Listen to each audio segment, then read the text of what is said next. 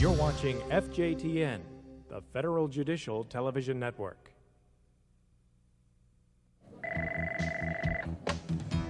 Good afternoon, U.S. Court of Appeals. How might I help you?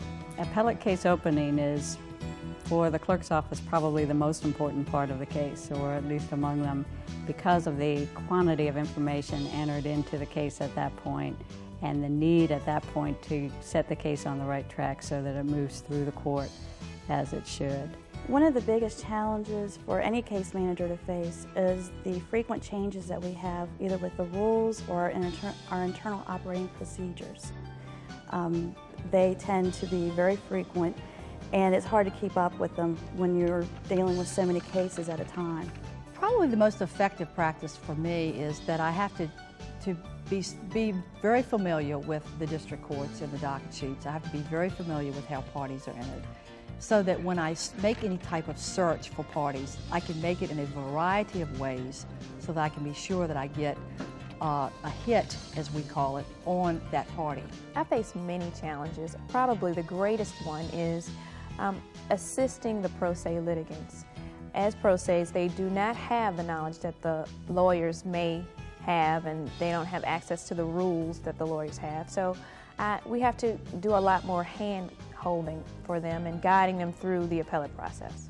The opening of an appellate case at an appellate court is a critical stage of the process. There are a number of important decisions that have to be made. Case managers need to be on their toes and very sensitive to documents that they receive when a case is opened. Appellate case opening is a serious business.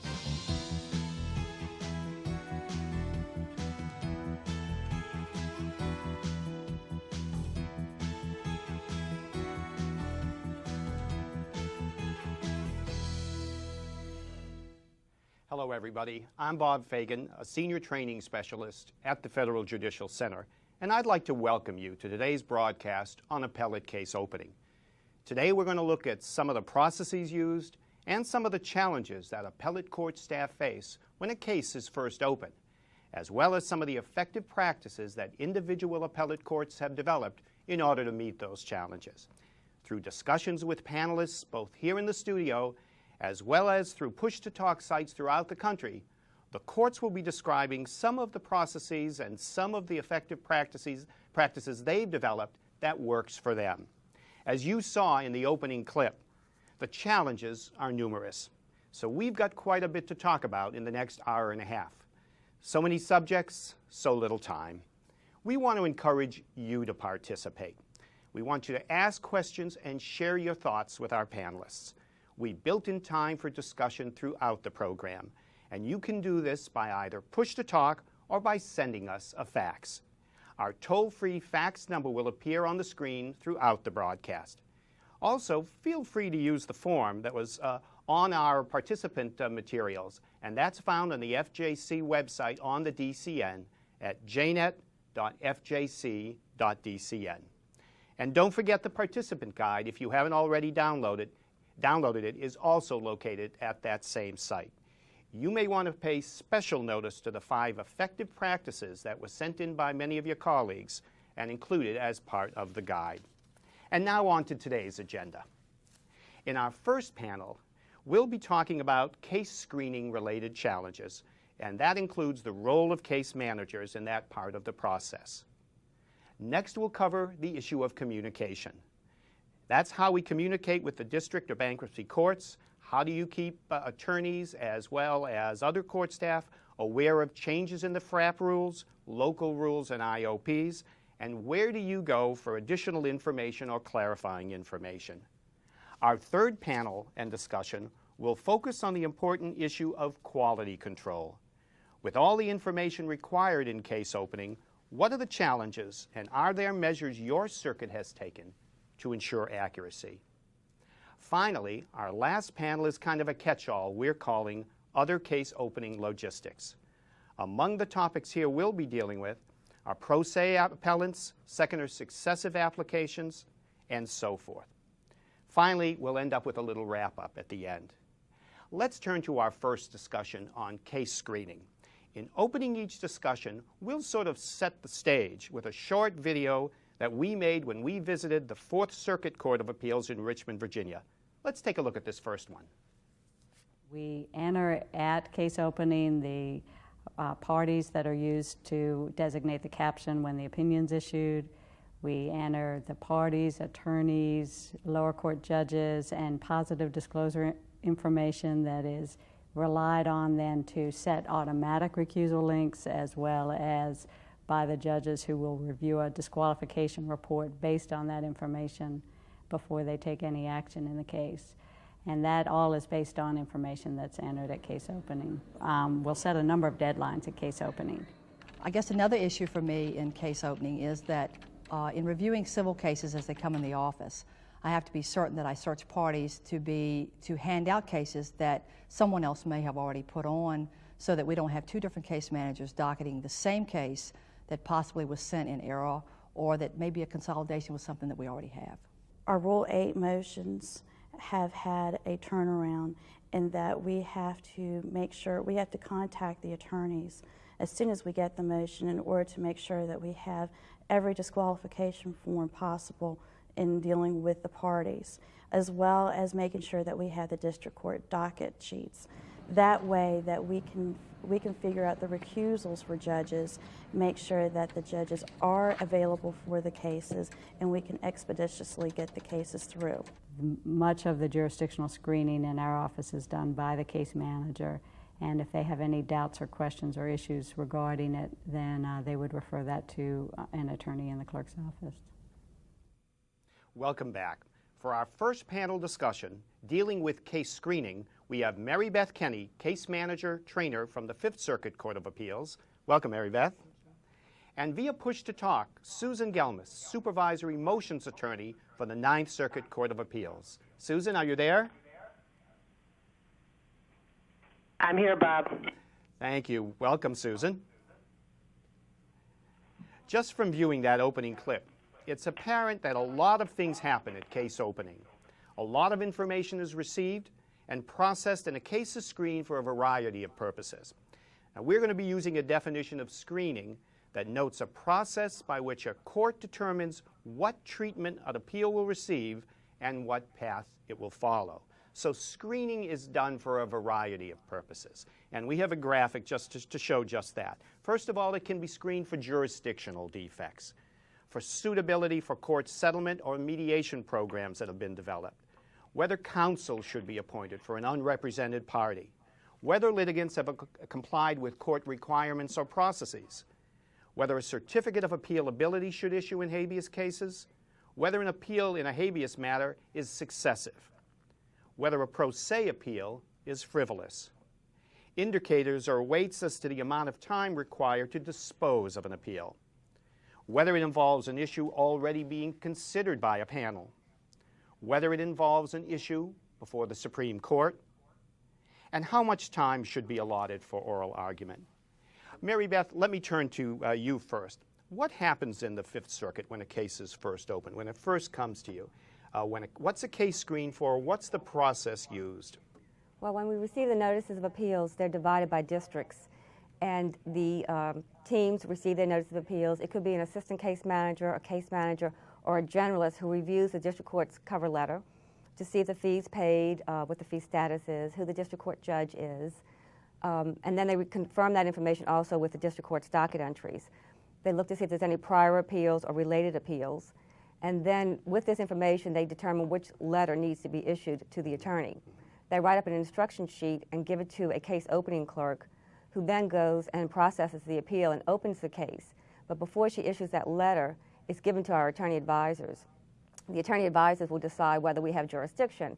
If we don't, they keep it for dismissal by a panel. In the cases where we do have jurisdiction, they return it to the case opening clerk, and they will go ahead then and issue the docketing letter notifying the attorneys that the case has been opened. What are the challenges then that you think case managers, case administrators face at this point? At times it's difficult to decide who your appellees are. You can read the district court docket entries and the judgment might specify who the appellee is, who the losing party is. If we can't tell, and it's a struggle for us at times, then we might have to call the attorney and ask him who he's appealing against. Other challenges may be recusals. the party might be on our recusal list, and it's a similar party on the district court docket entries. If we can't determine that, we'll contact the judges' chambers and see if they're related. And if we can't get in touch with the judges' chambers, then we put it in. If we're in doubt of a recusal, we go ahead and enter it as a recusal. Thanks, Mary Beth. Susan, let me ask you the same question. In the Ninth Circuit, what happens, who's responsible, and what do you think are some of the major challenges for case administrators? Well, Bob, when an appeal first comes to the court, it's sent to one of the two docketing units in our clerk's office, the criminal or civil docketing unit, depending on the nature of the case. And they will take all the information from the district court docket, such as what the type of suit is and who the parties are and fee status. And once they enter all of that in the system and give it a docket number, they will set a briefing schedule for the parties in all but two kinds of situations. If the appeal is from a habeas case and the district court has denied a certificate of appealability, then a briefing schedule will not be set in this court until it's determined by a motions panel whether a certificate should issue. The other situation where the docketing clerks do not set a briefing schedule up front is in a preliminary injunction appeal under our Rule 3.3. because the staff attorneys that process those appeals will set expedited briefing schedules. Otherwise, the docketing clerks will set the briefing schedules and send out some information to the parties. And at that point, they will send the appeal packets up to the staff attorneys who will review the appeals for jurisdictional defects, frivolity, fee status, other kinds of case management issues, so that the appeal, before it leaves the clerk's and staff attorney's office to get forward for briefing, it will have hopefully be in good shape to move forward. Did you have a question related to that for something for you Susan? mentioned? Something you mentioned. You said you start the briefing notice as soon as you open the case. Yes, that's right. We don't actually deal with things like recusals or waiting for records up front. Those things happen after the case is fully briefed in our court. So that must move your case a lot quicker. Well, that's the idea. Part of why we do that is because we have so many judges here that looking at recusals up front really would probably be over-inclusive, and so we wait to see what panel is going to get a case before we try to figure out what the recusals are. And in terms of records, we simply don't have the space to keep the records here until a case is ready for calendaring. Okay. Thanks, Susan. Let's hear from the Third Circuit. I believe we have Trish Coleman via Push to Talk. Trish, are you there? Hi, Bob. I'm here. Hi, how are you? Tell us about the screening process that's used in the Third Circuit. Does it differ in any way from what you've heard so far? Our case managers also review the notice of appeals for timeliness, fee status, appointments of counsel. But our pro se cases, they fill out an information sheet, but they forward it to the staff attorney's office to review if they need a certificate of appealability or jurisdiction. But our office would send out jurisdiction letters in counsel cases where the staff attorney's office does it in pro se. Okay. Thanks so much, Trish. From the Fourth Circuit, we have Pat Connor, clerk of court, and her staff on the line. Pat, you do the screening process a little differently in the Fourth Circuit, do you not? There are some differences, Bob. The way we screen for jurisdiction here is to, for civil cases, we look and the case manager will review the district court docket sheet and the material sent from the district court, and then we'll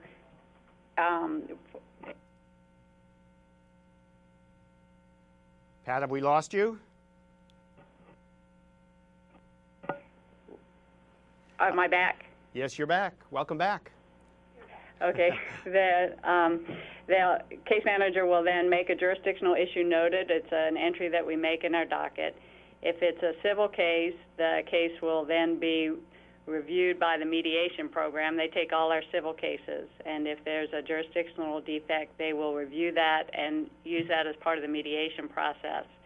If it's a criminal case, we will send a letter to counsel saying that either your appeal is untimely and you need to file a motion for extension in the district court, or invite a motion to dismiss up here if it's not curable. And in pro se cases, the jurisdictional issue is handled by the staff counsel's office when they handle the appeal on its merits. Great.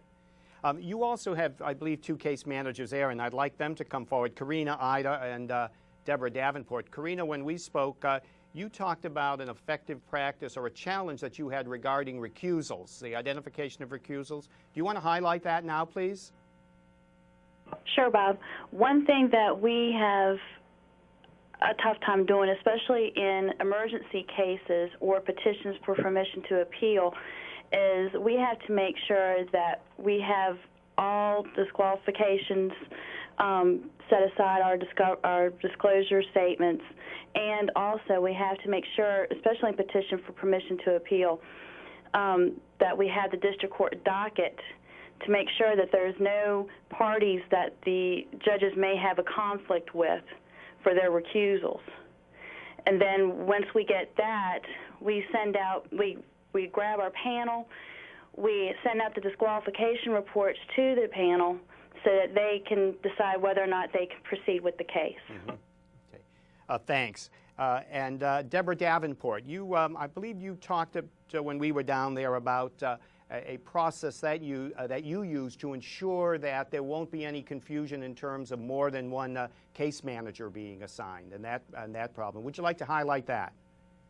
Yeah, that's right, Bob. When the cases come in the office here, we have several people that, depending on the type of case, that search on our system for any type of relationships based on either prior cases, prior civil numbers that are alike, or prior criminal numbers that are alike, or prior, if it's the same party that possibly should be related or consolidated with someone that's already here. Mm-hmm. What this does, in effect, is it keeps case managers in different teams from having possibly the same case or like cases when one could do them and follow them through the court. It saves time, and it also keeps consolidations together for the court that should be together from the onset. Great. Thank you so much, Deborah. I believe we have Barbara Schemmerhorn, the clerk of the U.S. Bankruptcy Appellate Panel from the 10th Circuit, on the line. Barbara, tell us how case screening progresses for you. Hello, Bob. Hi, Barbara.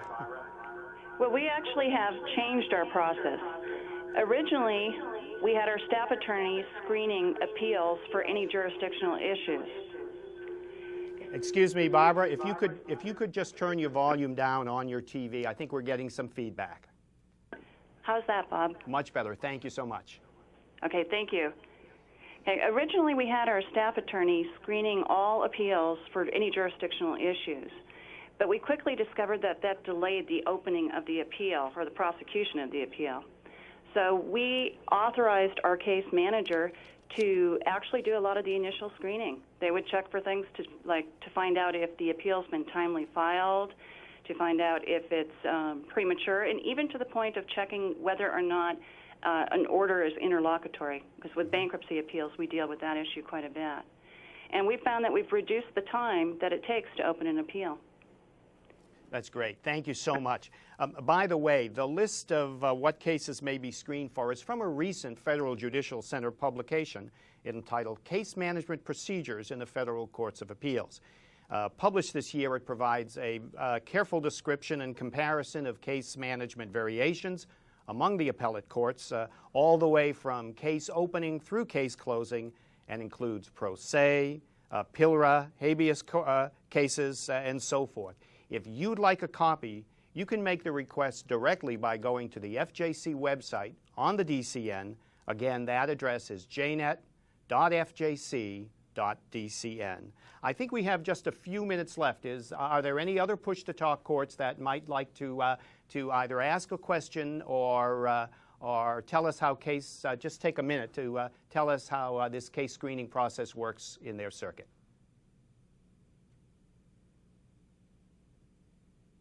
Okay, let me thank you so much. Thank you very Mary Beth, and thank you so much, Susan. And let's now move to our second topic, and that is communication. Here's a short film clip.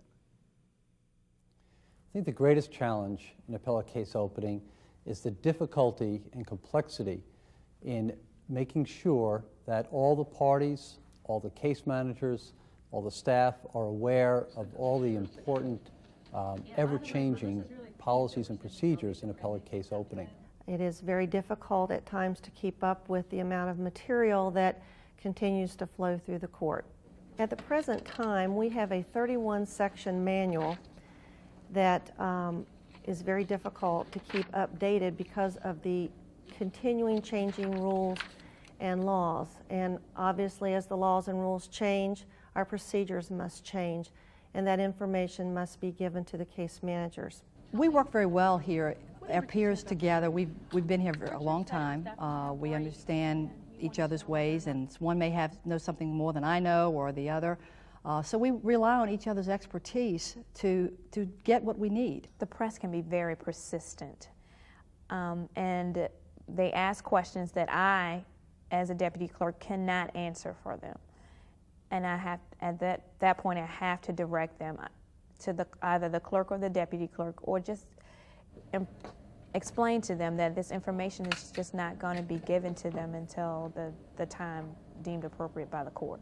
One of the most important things in handling death penalty cases is communication between the various courts, the district court, our court, the Supreme Court, as well as communication with the attorneys. In this segment of our program, we're going to be talking about communication. And by that we mean, how do we keep abreast of the many changes that occur in the FRAP rules, local rules, and IOPs? And how do we make sure attorneys, all court customers, are made aware of these changes, as well as communicating with each other and other court units? It's not always an easy task, given the fact that many times the information we might need might be at a distance. Let me introduce our panel to you. You've already met Mary Beth Kenny, case manager trainer from the 5th Circuit, and joining us today is Betsy Shoemaker, Chief Deputy Clerk of the 10th Circuit. Betsy, let's start with you this time. If you'll please set the stage for us, what are the key communication links that need to exist in order to open up a case, and what challenges do they present for the case administrator? Well, Bob, I think that communication is a lot like screening that we were just talking about. It is an umbrella issue. It permeates everything that we do, both at case opening and every other stage along the way. Communication is really important because it goes in so many different directions. At case opening, we're looking at communication with district court personnel, with staff attorneys, with other court personnel and other units. We're also looking at how we communicate with the parties, whether they're pro se litigants or retained counsel. And we in the 10th Circuit have come at that a lot of different ways. We use technology as much as we can and as well as we can to communicate well with each other and with all the people involved in the appeal. All of our deputy clerks are very email literate. Everybody uses email. We also use the chaser system, which is the district court docket. We tap right into that from our desktop computers and use that a lot to make sure that we've got the right information if we need something from a preliminary record, for example. We also talk to each other a lot. In our court, the deputy clerks are all generalists, and so we are all working on appeals at the same time. We talk to each other about what's going on, and that helps us make sure that we get the right information into the case at the beginning so that we don't have problems later. Some of the particular challenges we've had, Bob, relate to things like ICMS forms, the forms that come out of Ames. We've worked very hard to make them understandable for both attorneys and pro se litigants.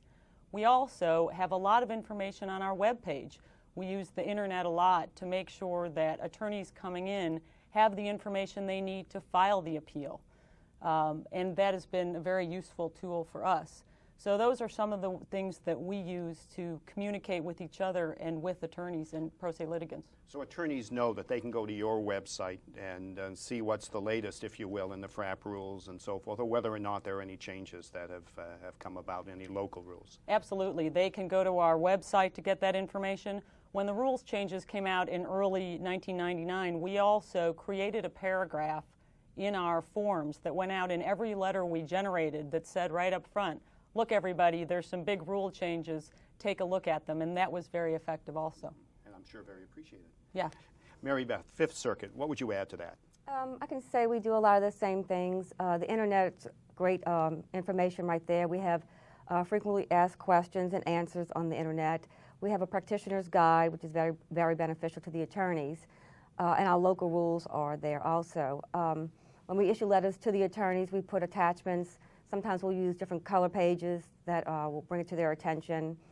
With the district courts, we phone them and we CC mail them. It depends on the different district courts. Some of them like a CC mail, some of them, okay with the phone calls.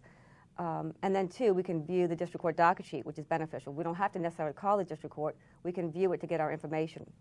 Okay. So what you'll do is you'll have access to the district court docket sheets, at least to see it. That might clear up and give you the information if you need it. But if not, you have to contact the district court either by email, or how is that done? Well, correct. If we have some information, we could issue a letter to an attorney, and not knowing, we could advise him that a motion's is pending in district court. He might call us and advise us otherwise. Well, by checking the district court's docket, maybe they weren't current with their information. So we kind of had the wrong information, so we would have to call the district court and clarify it. So they may not be current with their documents. Thanks again to Betsy and Mary Beth. Let me again encourage our listeners to fax in any questions you might have, or if you're a push to talk, please do let us know. And if you want to talk about how this works in your circuit, we'd really like to hear from you. One of our push-to-talk sites, the Fourth Circuit, has developed a method to keep attorneys aware of the changes in the FRAP rules and local rules. And I believe we have Mark Zanchelli, Chief Deputy of the Fourth Circuit, on the line. Mark, explain what you do, and also what's been the reaction of attorneys. Hi, Bob. Hi, Mark. Yes, we use several of the resources that were mentioned by both your panelists. Sometimes high-tech solutions work well. We can refer people to the internet, and sometimes the very low-tech, very simple solutions work, such as using different color paper attached to notices. We found with attorneys that who frequently practice before the court that they often would not read everything that was sent to them. And if we just made a change or two in the notices that wasn't highlighted, they wouldn't see it. So we started using different color paper, particularly to highlight very important changes, such as the FRAP changes that were effective in December of 1998. We found that to be a very effective practice. And they very much appreciate it, I'm sure.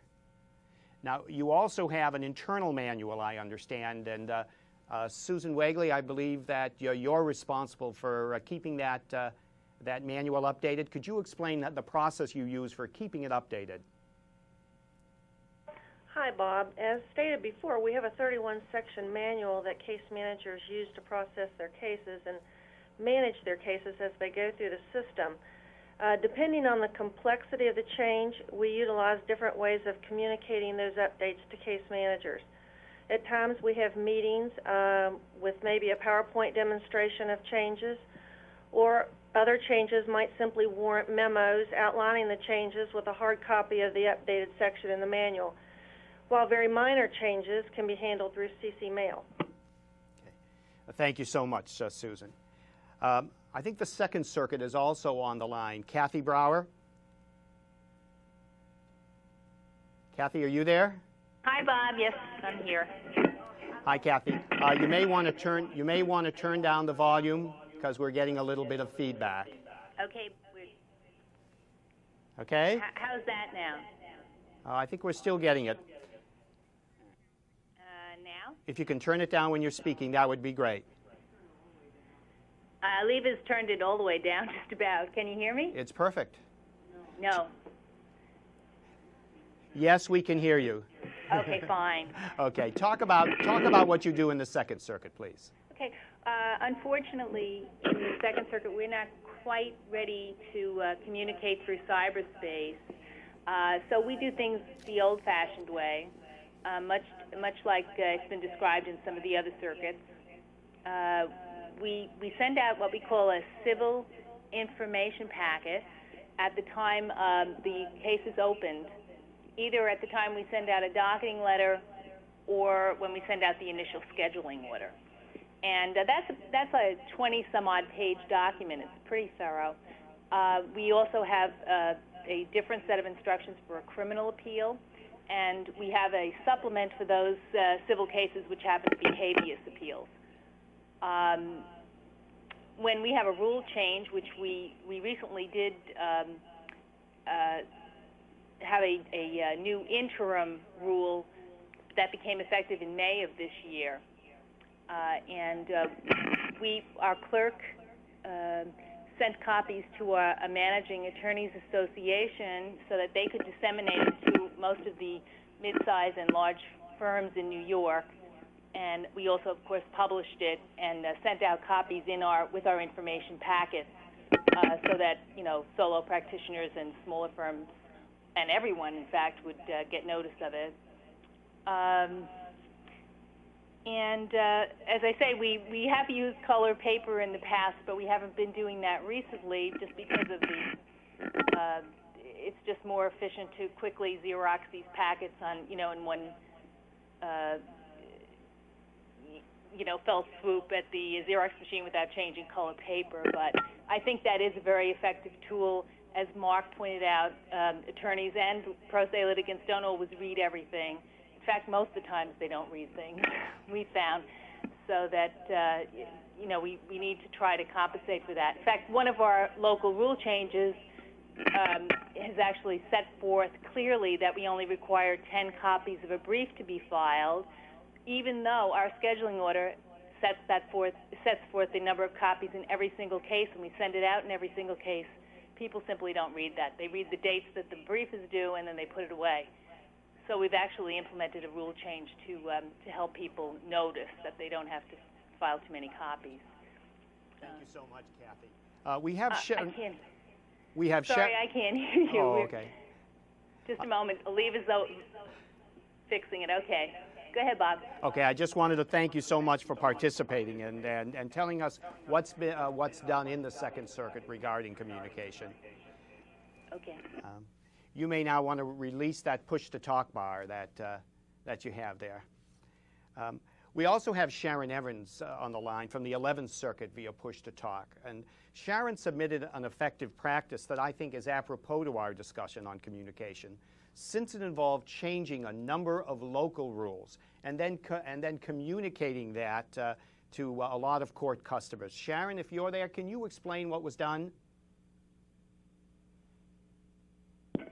I'm here, Bob. Hi, Sharon. How are you? Our court had directed us to try to reduce our median time. So we looked at different areas that would help us try to do. One of the things was changing the rules so that we could expedite our briefing time. Involved our local rules where we deemed the record complete in the district court, started our briefing time from that point. We notified the attorneys through special paper, internet rules, telephone calls. Another area that we identified that was a problem was our court reporters and our district courts. We invited our district court personnel to a meeting that involved our judges and the chief district court judges, agreed upon different procedures that we would begin using. So we brought the district court people in on our problem, made them part of the solution, and have reduced our median times. Also at this time, we were able to identify problem court reporters and, in fact, have influenced one of our district courts to discontinue using an outside service that was a problem. So that's a great example, I think, of changing rules and getting a lot of individuals involved as part of the communication that's so necessary. Later in the broadcast, we're going to be talking about communicating with pro ses and the challenges that presents, not only, again, from a communication standpoint, but also from a logistical standpoint. Let's take this opportunity in just the few minutes that we have left in this particular topic to open it up to any other of the push-to-talk courts that wish to make a contribution. Bob? Yes? It's Trish Coleman from the 3rd Circuit. Hi again, Trish. We had some problems with the state of how the records and the appeal packets were coming up with our district courts. So what we did is we devised a manual and checklist for the appellate clerks in the district courts, which we found very helpful.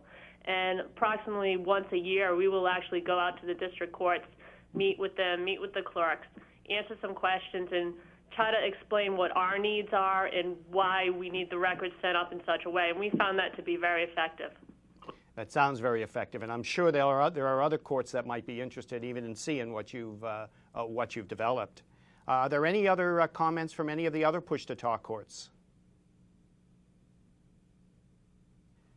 Okay, let's then take a minute. Let's turn to our third topic on quality control, and let's take a look at this short video segment.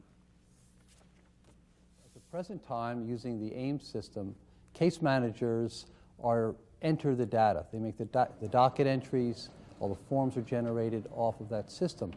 In the future, a not too distant future, attorneys will take the role of the data entry people. Case managers will become more quality control people, and they will review the work that attorneys do to ensure compliance, ensure that the case number is correct and the name of the form is correct.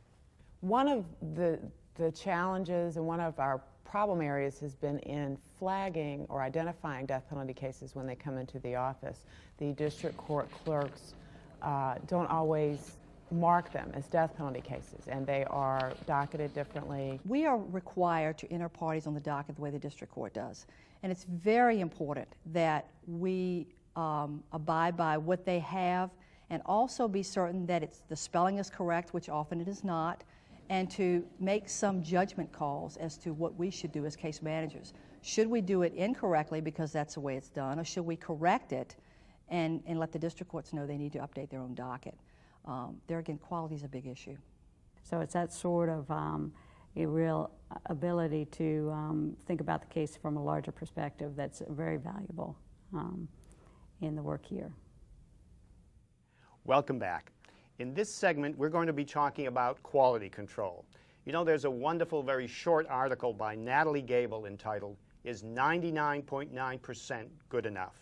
And in it, she talks about the negative impact of willingly accepting less than the best in quality. And she notes that in the language of the Malcolm Baldrige National Quality Award, quality is a race with no finish line. And that's especially true in the service that we provide. In this segment, we're going to be talking about what we do in order to ensure the information we receive and input is free of mistakes. How do we check ourselves? Our panel of one is Betsy Shoemaker, who you've already met, the Chief Deputy from the 10th Circuit.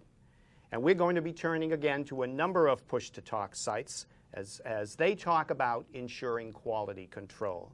Betsy, like communication, quality control is one of those overriding challenges that it just seems so greatly impacts everything else.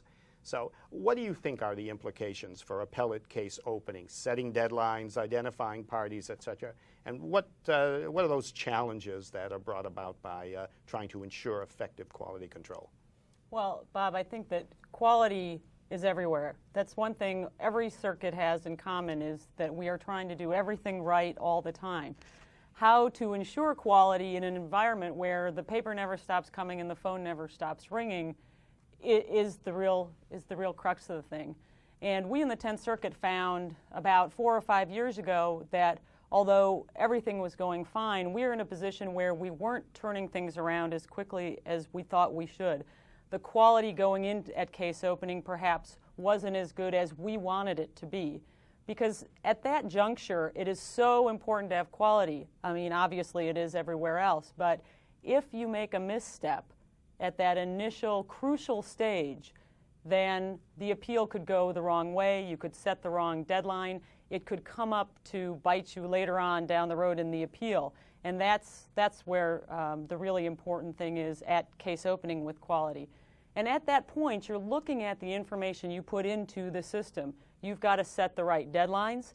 You've got to try and get the right fee status up there. You've got to get the caption right, and because it can cause problems if you don't. You've got to put the parties in properly. We had an appeal last week where we probably had 10 different parties with 3 different cross appeals. It was very difficult to figure out who the appellees were and who the appellants were. Getting that right at the beginning is what quality is all about. And what we did in the 10th Circuit about 4 years ago was initiate a vehicle that actually the FJC brought to us, which is the Total Quality Service Plan. A lot of you out there have heard about some of the things we're doing. And we came at quality from a lot of different angles at that point. We created a procedures manual, not unlike what the 4th Circuit has been talking about, which is online. We went through everything we do and looked at how it should be done and put it out. It's online, so all of our deputies and everyone in the office can take a look at it. It's got links to forms and orders and examples, and takes everyone through step by step exactly how a case should be opened. That brings us consistency. It's been very, very effective. We created a standards committee which looks at how we docket things. You know, everything from typos to using the proper event. And that is made up of deputy clerks along with our operations manager, and that's been a very effective tool to get, you know, quality in, quality out. We have also interviewed who are our customers, which our customers are everyone from our judges to the people in the file room who help us out, help the case managers out when things are being opened, get records for us. We interviewed attorney focus groups. We talked to everyone that we interact with to see what they needed. And again, that helped us at case opening because it allowed us to, you know, do for people what they needed at the initiation of the appeal. So case opening is a very, very important place for quality, and the way we have affected quality at that point is through this total quality service program. The other thing we do is we've created some reports in Ames that have helped us check our own quality. All the case managers get reports on their daily docketing, so they actually can look at what they did that day or every couple, 3 days, and look at their events and see how they look. Are there typos, problems, issues that have come up? And they can use those reports. All of our case managers have editor privileges to go back and correct things right off the bat. So that is a big piece of our quality also. People are looking at their own work to figure out if things are done correctly. So it's really been a multi-front attack to make sure that we're doing things right at the case opening stage.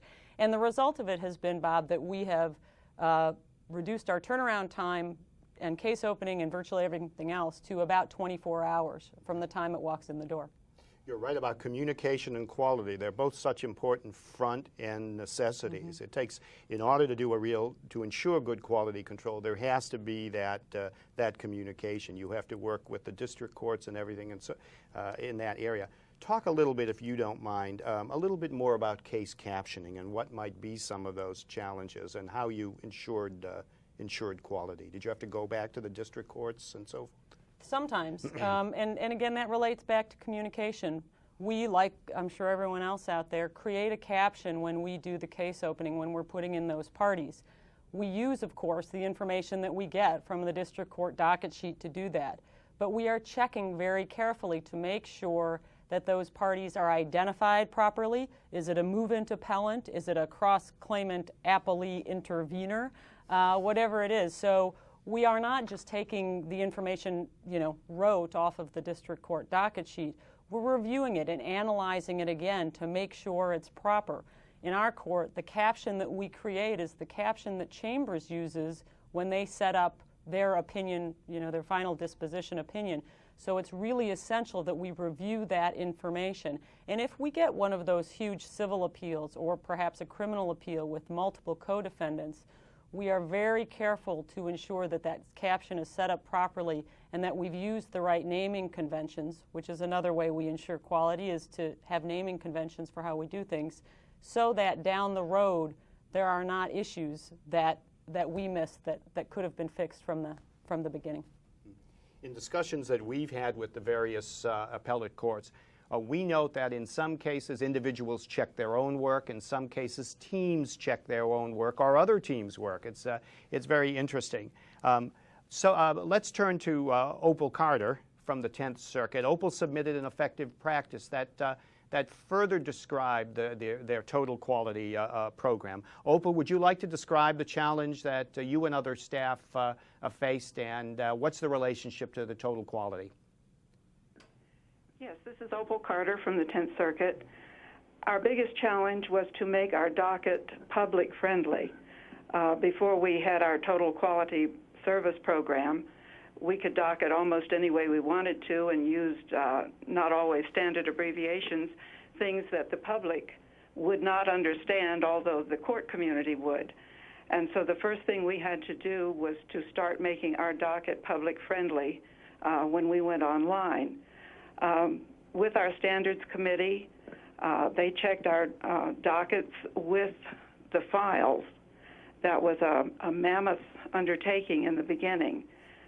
When we all got the hang of what we were doing, then we started checking our own work. With systems cooperation, we have a daily report that we run, and we can look at our own work, or we can turn it over to someone else on the team to look at and point out any corrections, because sometimes you can look at your own work and not realize that that is an error.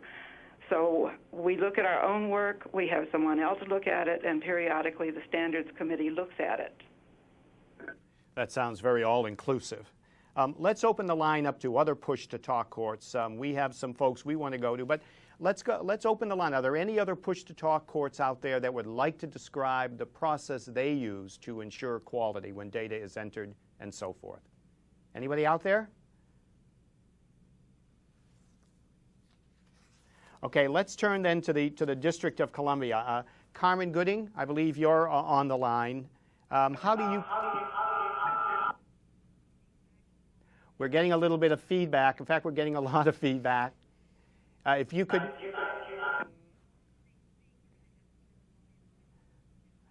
when you speak, if you could turn the volume on your television way down, we'll still be able to hear you.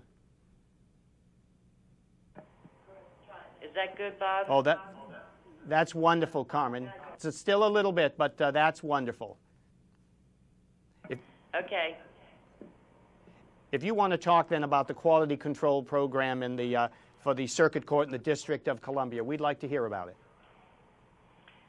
Okay, in this circuit, Bob, what we do is quality control is governed by two parties. That's the systems administrator and myself. The systems administrator handles most everything that has to do with systems. Being technical, anything that may have anything to do with the tables in the background, the initial programming of the reports and things like that. In the clerk's office, the quality control person, myself, deals with the end user reports. In other words, after everything has been done, what we do is, between the case administrators and the operations manager and myself, we check and verify those reports, and that way we can pick up any errors.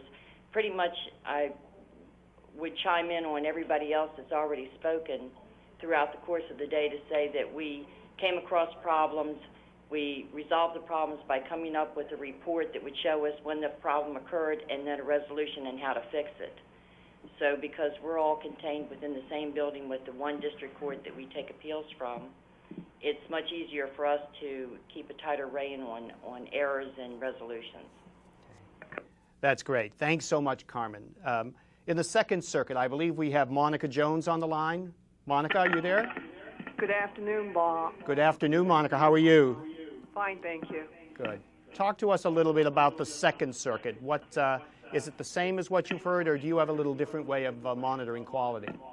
I do reports every day, and I review the docket entries of each case manager and supervisor. I'm looking for errors, overdue deadlines, any documents that look like they should have been here on time and we haven't received them yet. I review for spelling errors, clarity in the docket entry itself, and I also review to make sure the case is being monitored and sent to the appropriate staff attorney. So you actually, let me tell you again about the feedback. If you don't mind turning down the volume on your set there, we'll still be able to hear you while you're talking. So do you do then all the monitoring yourself, or do you have folks that work with you? Do you do it as part of a team? How does that work? I'm a one-person team, and I review the docket entries for all the case managers, which would be a total of about 24 now, and all the supervisors. Okay. Changing the subject only slightly, death penalty, I think you want to remove the bar, so thank you very much. Death penalty cases, in this case, the ability to flag or identify those cases, which are capital cases, can also be a serious quality challenge, if you will. And as you saw in the film clip, Beth Walton from the Fourth Circuit Court of Appeals in Richmond is the capital case coordinator. And Beth, just how much of a quality issue then is what you do in terms of being able to flag capital cases? Bob, quality is always an issue in death penalty cases, as well as communication. We've developed a database of the death penalty cases. The attorneys are given a certificate that they fill out when they file papers in the district court in a capital case. The district court clerks give them to the attorneys. They fill it out regarding the party's name, any other proceedings in other courts, execution dates, things of that nature.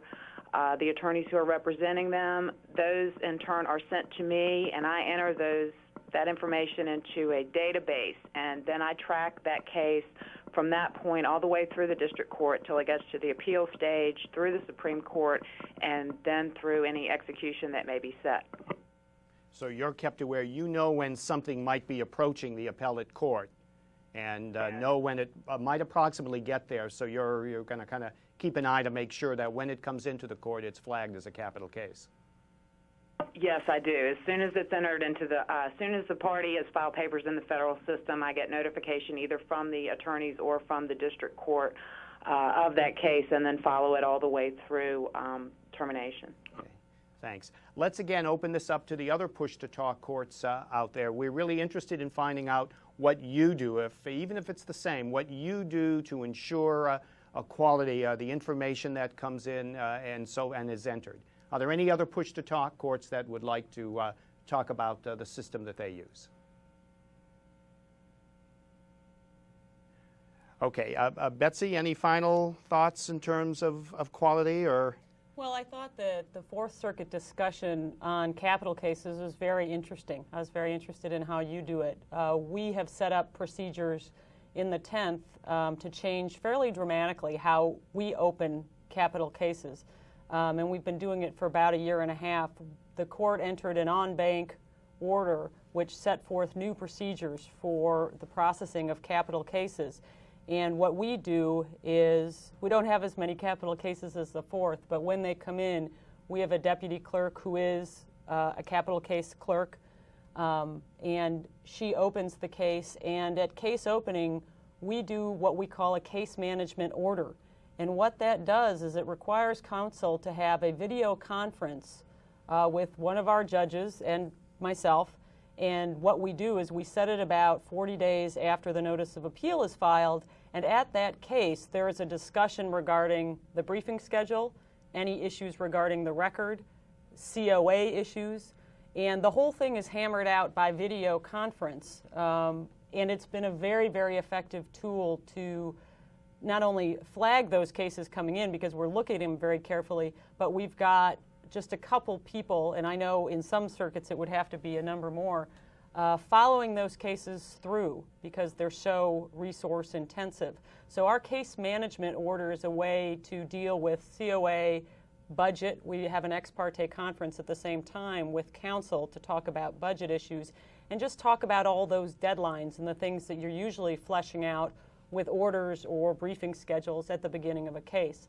The other thing we've done on capital cases, which has been very effective, is that the head of the appellate section at the Attorney General's office in Oklahoma, which is our heavy hitter, for capital cases, does a monthly report which shows us the status of all capital cases in the state of Oklahoma, whether they are at the state direct stage or all the way through the federal district court stage. So we monthly get a report that tells us exactly where every capital case is in the state of Oklahoma. And there's about 150 of them, so it's been a very effective tool, and we communicate with the Attorney General's office to do that, and they've been very helpful. That is a very, very efficient tool in terms of our ability to do quality analysis and quality control on those capital cases. Okay. Thank you so much, Betsy. Let's now turn then to our final segment on other case opening logistics. And here's a short film clip. One of the challenges faced in case opening that is among the more interesting challenges is created in a situation where you have cases that don't fit easily into one category or another. The quasi-civil, quasi-criminal cases where the procedures that we're required to follow depend so much on how the case is identified. But a case may be considered civil for one purpose and criminal for another purpose. And until there's been a final resolution of how that case should be handled for this particular procedural requirement that the clerk's office needs to follow, there's a period of trying to make an educated guess and trying to identify a case that can be used to resolve the issue. And that usually will create some interesting challenges at case opening. I face many challenges. Probably the greatest one is assisting the pro se litigants. As pro ses, they do not have the knowledge that the lawyers may have, and they don't have access to the rules that the lawyers have. So we have to do a lot more hand-holding for them and guiding them through the appellate process.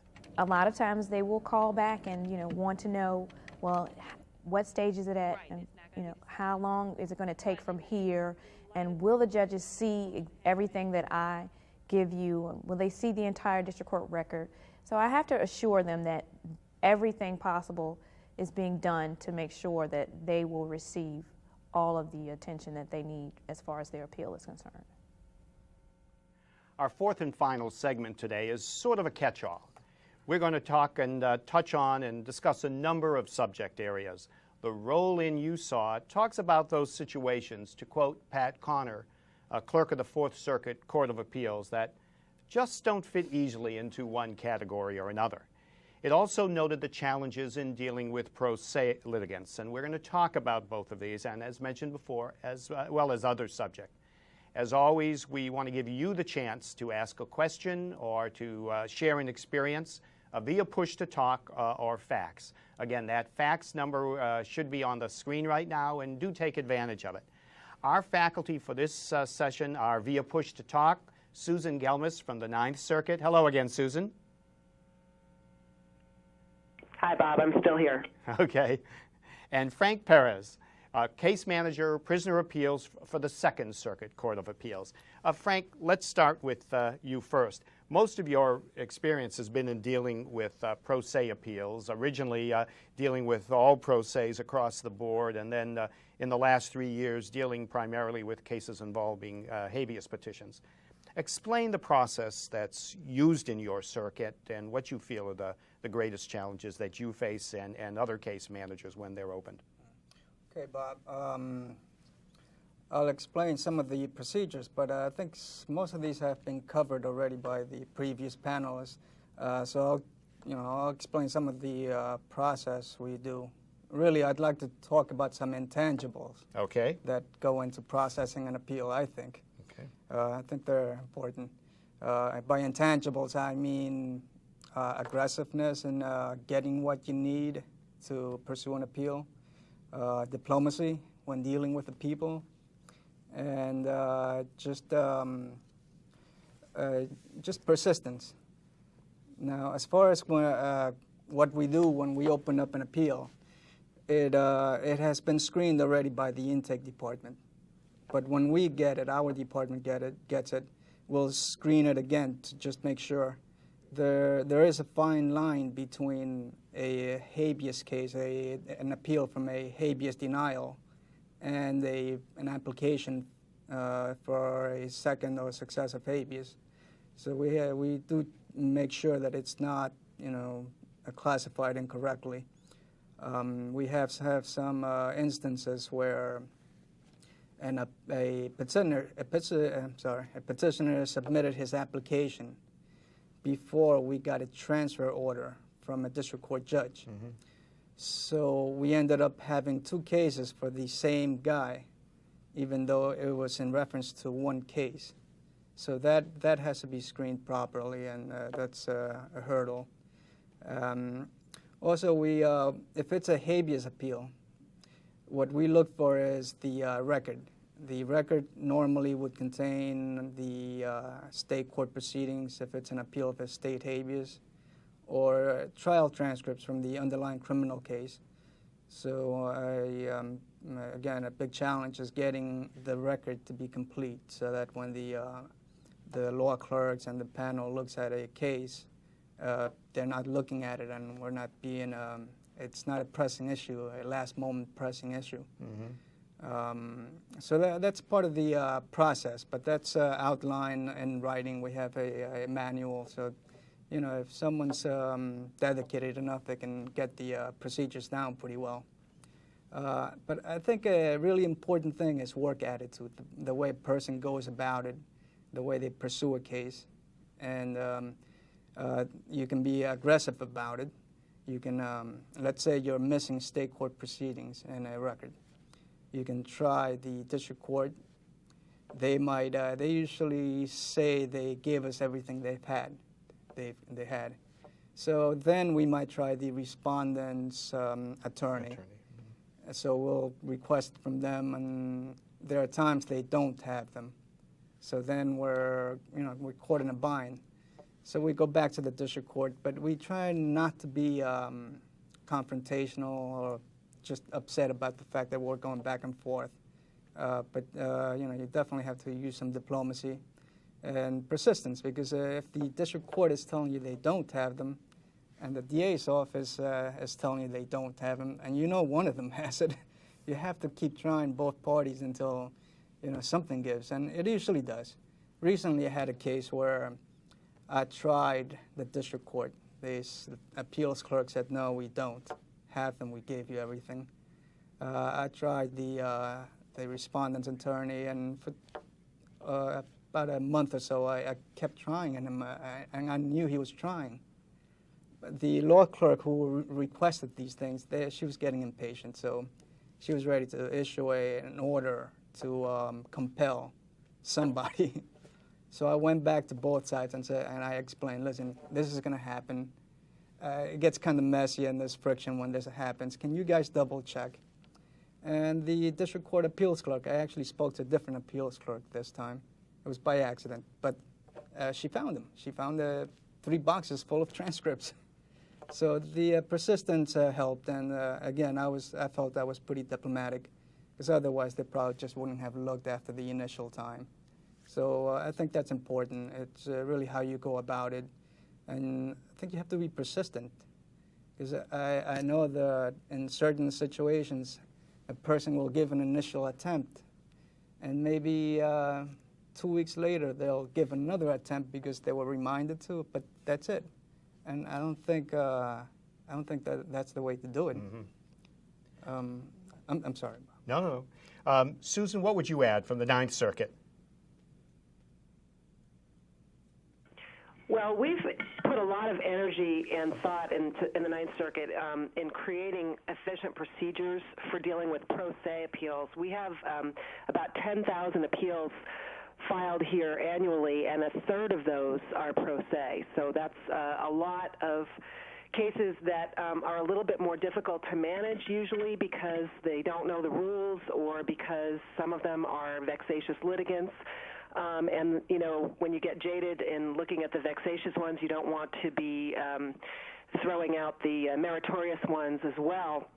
So we've set up some procedures that I think have been very useful in weeding out the jurisdictionally defective or frivolous or vexatious pro se appeals, and for then managing the remaining pro se appeals in a way that will ensure that they get the attention that other appeals get, and that they will go more smoothly through the system because case management issues have been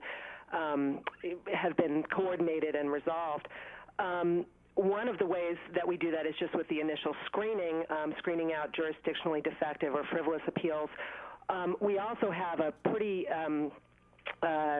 comprehensive system for dealing with vexatious pro se litigants. We have now a list that's 3 pages, single space long, of names of pro se litigants who have pre-filing review orders in this court. And any new appeal that they try to file has to be weeded through a panel first, a motions panel, before an appeal is even opened. And if the panel feels that the appeal is frivolous or in some way vexatious, they will simply not allow it to be opened, and so it never gets on the docket. That's been a really effective way of keeping the vexatious and sort of otherwise distracting appeals out of the picture so that the court can focus on the other appeals. And on the other side of that, we also have a pro bono program where we appoint pro bono counsel to represent pro se litigants in civil appeals that the court feels has some merit or raises an issue of first impression or is complicated, and where the court would be benefited by having counsel. So we try to handle sort of both ends of the spectrum. Okay.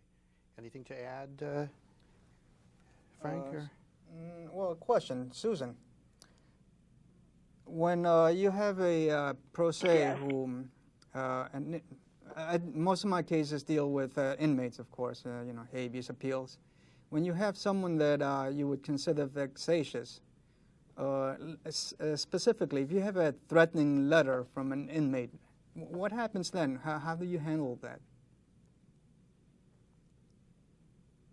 Well, actually, a threatening letter, something that seems to impact the personal security of anybody at the court, is actually referred to a security officer of the court to deal with. But in terms of people who are filing lots and lots of frivolous cases, and you know, the court has already dismissed or summarily affirmed 15 of their appeals, and they keep on going. What we do is I prepare an order to show cause that is signed by our appellate commissioner that lays out the history of the person's appeals in this court and what happened to those appeals. It lays out what the standards are in issuing these kinds of vexatious litigant orders, and it gives them an opportunity to show cause why the court should not enter such an order, and it actually contains the language of the proposed pre-filing review order in the order to show cause, so they can see exactly what's going to happen to them if they don't satisfy the court that we shouldn't enter the order. Then if there's a response filed, that response then goes to a motions panel of 3 judges. If the motions panel is not convinced by the pro se that they shouldn't enter the order, then they will go ahead and enter the pre-filing review order at that time.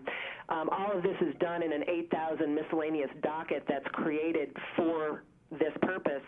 And anytime future appeals come in, they are lodged in that 8,000 docket rather than being opened with a new docket number until or unless the court gives permission to open it. Frank, do you do that similarly in a similar fashion in the Second Circuit? Yeah, in some aspects. Actually, can I ask you another question, Susan? Actually, let me tell you what we get. When we open up a case, we usually need the filing fee to be addressed by the appellant inmate. So, you know, we'll send out a letter asking them to either pay the filing fee or submit a motion for informal pauper status. They'll submit some documents, but it's never clear what they're asking for, if they're responding to my request. So a lot of times I'll get 10 pages of the guy telling me why he shouldn't be in jail.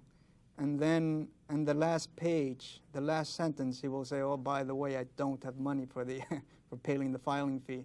So do you have problems with deciphering what pro ses are asking for? I know we do. Yes, that's definitely been a common problem here at this court. One of the things that the court did when it set up what we call the pro se unit, which is 3 paralegals and an administrative person and myself, it is now a subset of the larger motions unit. But when the pro se unit was set up, one of the things that it was designed to do was to help the court in deciphering and construing pro se filings, that it really wasn't clear what people were asking for. Sometimes they're trying to file things where they don't have a pending proceeding in this court, and it's not clear whether they're trying to get some kind of relief or whether they just need information, or they file things in the context of a proceeding, but we have no idea from just looking at it what they're asking for. And so that's something that we've developed a kind of specialty in the pro se unit in trying to decipher and construe. And, you know, we may not always get it right in terms of what's intended, but, you know, it's at least we're trying to be consistent in the way we do it. Thanks. Thanks so much, Susan. I want to now talk to Joy Hargett. I'm sorry, from the Fourth Circuit. Joy, talk to us a little bit more about the challenges that you face. I know you're right at the counter, and I know you deal both with pro ses and also the press. Talk a little bit about some of those challenges for us. Hi, Bob. Hi, Joy. Some of the challenges we face are that the pro ses locally will actually come into the office and request to see the file or request to see the record, because they're not sure that everything is that they've submitted is being handled properly or being submitted to the court. So they want reassurance that they're getting the same treatment that a pro se with a litigant with an attorney would have. So just reassuring them and letting them know that they are being treated fairly is probably the biggest problem we have. From the 10th Circuit, Ardell Schuler is on the line. Tell us how that works in the 10th Circuit, Ardell. Hi, Bob. One of the things I want to talk about, I guess, is how second or successive matters are handled in our court. What we do is we make a determination when it comes in if it's a transfer from a district court order or if it's a direct motion for a second or successive 2254 or 2255. What we do is we check the number, and we also check the name of the movement in our system, and we see what kind of cases they may have and how many cases they've filed. We write them down, and then we give them to our jurisdictional attorneys. Once we've submitted it to our jurisdictional attorneys, they review it. We do not docket the motion or open up a case until they return it to the individual case manager. Once the jurisdictional attorney has reviewed the motion, they give it back to the case manager, and they'll give the okay to open up the case or to docket the motion. And we'll make a note as to who is working on that case at that time so we can submit all the proper documents to that person. If it's a transfer order from the district court, the case will be opened, and the movement will be given 30 days to file a motion for permission to file a second or successive 2254 or 2255. A letter will be sent to the movement with a set of instructions and a motion form. When the motion is actually received, we will submit it to the jurisdictional attorney before it's placed on the docket. If the situation comes up where the movement files a motion directly with the court, what we do is we give it to the jurisdictional attorneys, they'll okay it, and we'll open up the case at that point. The file date that we use is the date that the jurisdictional attorney gives the motion back to us, not the date that we receive, because this allows them to have that 30-day timeline from the time that the motion's filed till the day the order is entered, and it just kind of gives a little bit of room, to play with, so that the judges can review things too. Let's see, like I said, the 30-day timeline is from the day that the motion's filed until the order is entered, and a copy of the motion is then sent to the respondent with a letter instructing the respondent that they need to file a response within 10 days. When the response is submitted, it can be placed on the docket and then submitted to the appropriate jurisdictional attorney so they can do the research analysis on the matter. After a few days, the jurisdictional attorneys will submit a proposed order to a panel of judges and the instructions for a docket entry to show the submission to the panel. And so the case manager can schedule that order due within that 30-day time frame, so nobody misses any deadlines. Mm-hmm. The case is then submitted to the panel, and they give the okay to enter the order terminating the case, either granting or denying the movement's motion for permission to file a second or successive 2254 or 2255. A copy of the order is then sent to all parties, including the district court clerk and the district court judge, and the files are made inactive and sent downstairs to the file room. And all these orders are not subject to petitions for rehearing or a writ of cert. Thanks so much, Ardell. There are two other push-to-talk courts that have indicated they'd like to be heard from. One is from the 11th Circuit, Wardell Lovelace. And Wardell, you submitted an effective practice dealing with expediting cases, and that has to do with whether or not transcripts are necessary. If you'll just take 1 minute, and just 1 minute if you can, to explain what that effective practice is and why it works for you. Okay, Bob, hi. We had a recent rule change that made the appellant's brief is due from the time that the notice of appeal is filed, as opposed to in the past we had to wait until we got a certificate of readiness from the district courts. Our problem, what we wanted to do, is be able to identify cases where transcripts were not likely to be ordered, because we still had to wait for a transcript order form to be filed. However, if no transcript was ordered when the file was formed, then the brief became due. The due date ran from the date that the notice of appeal was filed.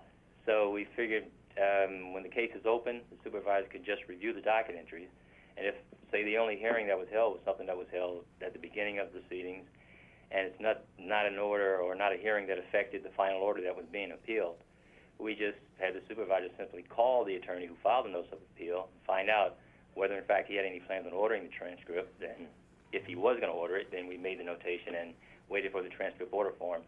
However, if he indicated that he wasn't going to order any transcript, then we would identify the case as being an early briefing case and issue a briefing schedule right away.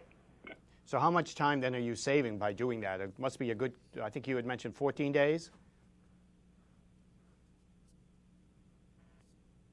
Wardell, are you there? We're saving an average about 60 days off our median 60 time days. processing the appeal from the time that the notice was filed to the time the last brief is filed. That's a great effective practice. Also on the line from the D.C. Circuit is Mary Ann McMahon. And Mary Ann, you talked a little bit about dealing with multi-district transfers, and explain a little bit about the challenge that you face. Hi, Bob. Hi. Are we reverbing? No, you're doing can't fine. Hear you. Okay, great. Oh, now you're reverbing. We receive cases, and we also transfer out cases at the direction of the Judicial Panel on Multi-District Litigation. What we find is a challenge is finding out exactly who is transferring into us, because sometimes we don't get complete dockets or we don't get complete clerk's files. So I wanted to share sort of what we do. We issue an order that goes along with the direction of the Multi-District Litigation Panel order, transferring the case to the receiver court. We also make sure that we run a copy of our docket. We try to make sure that the parties are as complete as possible with accompanying counsel. We verify that the contents of the clerk's file match the contents of the docket sheet. We transfer the entire clerk's file, except with the transfer order, to the receiving court. And we also send that by certified mail, so we do have a record of original documents being sent out there.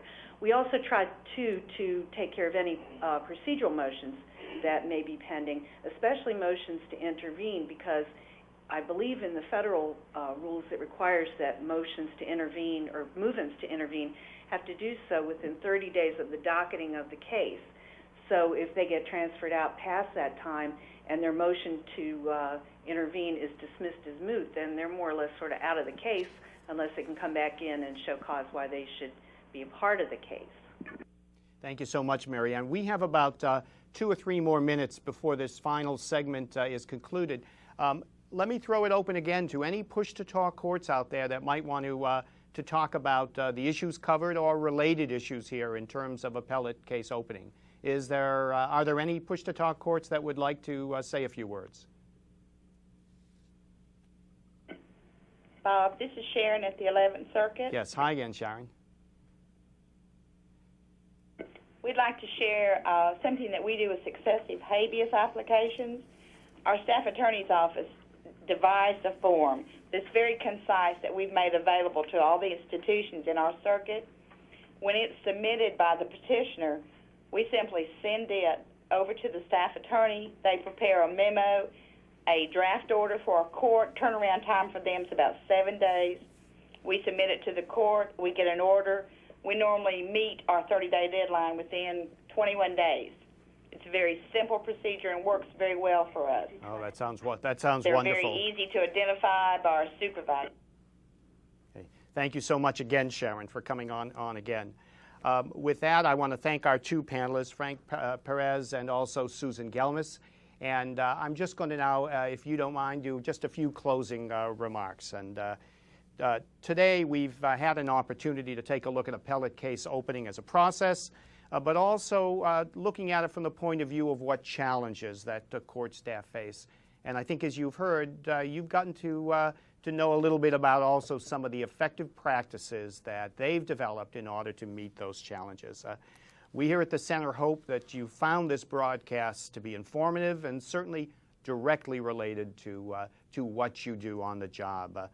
Before closing, I'd want to make you aware that we do have an evaluation form, and that too is found at the FJC website on the DCN at jnet.fjc.dcn. We would very much appreciate hearing from you your thoughts on this broadcast. Before closing, I again want to thank our panelists, Mary Beth Kenny, Betsy Shoemaker, Frank Perez, and Susan Gelmas. Also, our planning committee. You're going to see their names in the credits when this broadcast is over, but I want to thank them for the excellent advice that they gave us in helping us shape the discussion of this broadcast. I would say thanks to all the push-to-talk sites that became such active participants in this program. That sharing of information is such an important part of the learning process. And finally, to two folks at the center, Zanita Burkett for all the wonderful logistics work that she did, and to Mary Ann Luckett for transcribing some of the conference calls that we have. I'd like to leave you then with a quote from Justice Souter that I think says it all. Whatever court we're in, whatever we are doing, at the end of our task, some human being is going to be affected. Some human life is going to be changed in some way by what we do. We had better use every power of our minds and our hearts and our beings to get this right. Thank you for joining us today, and we'll see you on our next broadcast.